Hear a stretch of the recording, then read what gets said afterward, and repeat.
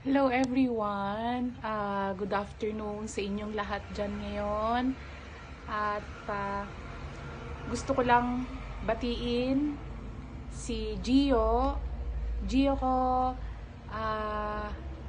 congratulations and best wishes sa baptismal mo today. Ang wish ko sa'yo, may the Lord guide you and keep you in His hands.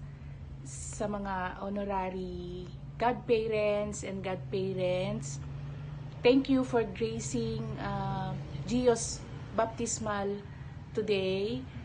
At sana tulungan nyo din, tulungan na ma-guide siya para mapabuti pa. To the parents, Rom and Gian, please keep Gio dahil siya yung pinakamagandang present na binigay ni Lord sa atin. Sana lumaki siya na mabuti through your guidance. And to all the guests, thank you for gracing this occasion. And to Gio again, welcome to the Christian world and sana magkita ulit tayo. Salamat sa inyo. Enjoy. God bless. Hello, Gio, apo ko, love ko.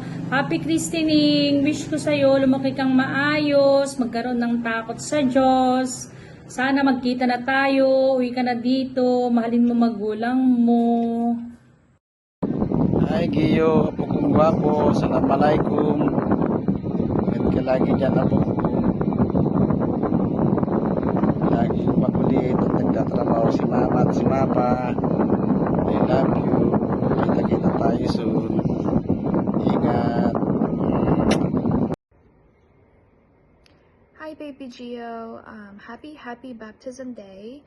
I am sorry that I am not there to celebrate your sacred day, to celebrate this day with you and your parents. But I wish you a lot of love, blessings, and grace from God in a lifetime of faith. And I look forward to helping your parents guide you and protect you in all aspects of life. Hope to see you soon.